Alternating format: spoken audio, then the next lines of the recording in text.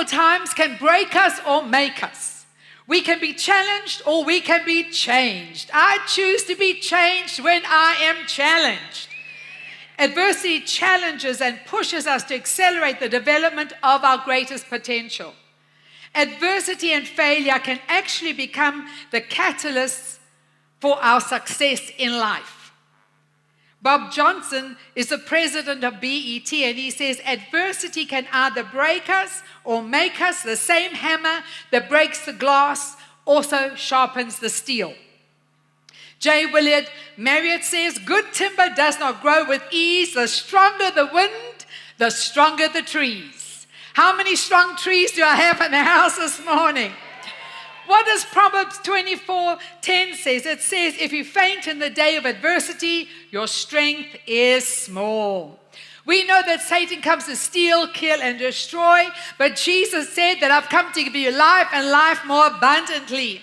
So whatever circumstances that have happened in the past we are facing today, let us allow the love of God to coat our hearts, and we will overcome for the glory of God. If you look in the Bible, there are many examples of men or women who went through difficult times, and they did allow the love of God to coat their hearts, and therefore they overcame. We know Joseph is an excellent example of this. We know that you could say the first grain of sand that came in his oysters when he shared his dream with his own family, and his brothers were so jealous of him, so they sold him. I don't know how it must feel. I've never been sold. But I know today that men and women are selling their children for finances. I can't even begin to feel how he must have felt rejected by the people that he loved. We know that he was bought by Potiphar, this Pharaoh's security guard. He must have gone through a time of loneliness, pain, fear of the unknown, terrible rejection. It would have been easy for Joseph to hate his brothers. In fact, if he could just think how I could get revenge on my brothers. If Joseph had allowed unforgiveness to eat him away, it would have destroyed him. But it would have destroyed his destiny. He would have remained in defeat. But you see, when Joseph was eventually reunited with his brothers, he was weeping with joy because God had done such an incredible work in his heart.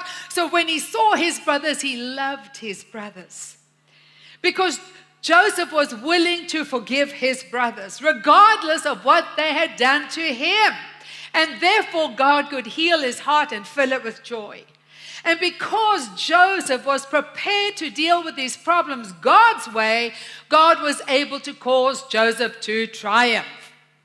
How many of us have suffered rejection in our lives? Have we forgiven? Have we overcome with God's help?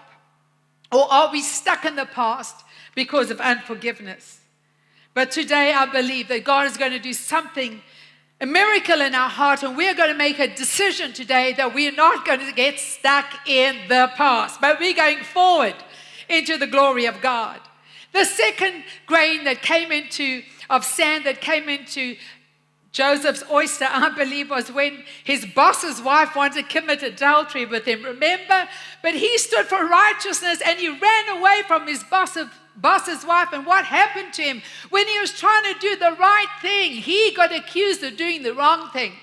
And so he then eventually was thrown into jail. So yeah, Joseph had to forgive Potiphar's wife for what she said about him, but he had to also forgive Potiphar for believing his wife. This was a good opportunity for Satan to say, Joseph, why are you serving God? You've done everything you can to be righteous, and yet it gets you into trouble. For years and years you've been rejected. You're lonely. You have no brothers. They rejected you, and now even your boss's wife is lying about you. But thank God that Joseph didn't allow Satan to overcome him. He took those lies and he pulled those lies down, and he let the love of God coat his heart. We see that the third grain of sand came into his life when he was in the prison now because of Potiphar's wife.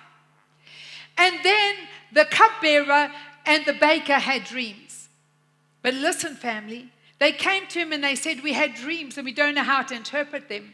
But you know, if Joseph had allowed bitterness and resentment to be in his heart, he could never been used by God to interpret the dreams.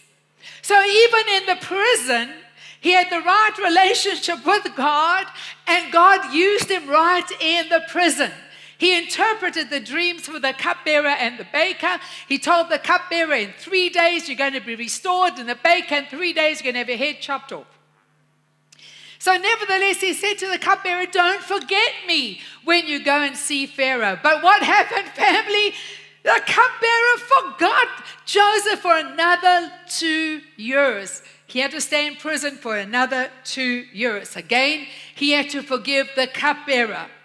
He had to continue trusting God when everything went wrong for him.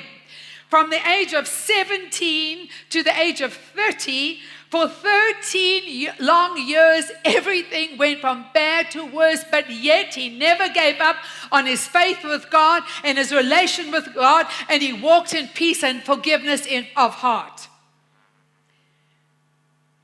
Because Joseph was able to forgive everyone that lied about him, hated him, rejected him, God was able to promote him to the second most powerful man in Egypt. And God was able to use these very difficult circumstances to develop him into the most dynamic, godly, powerful leader.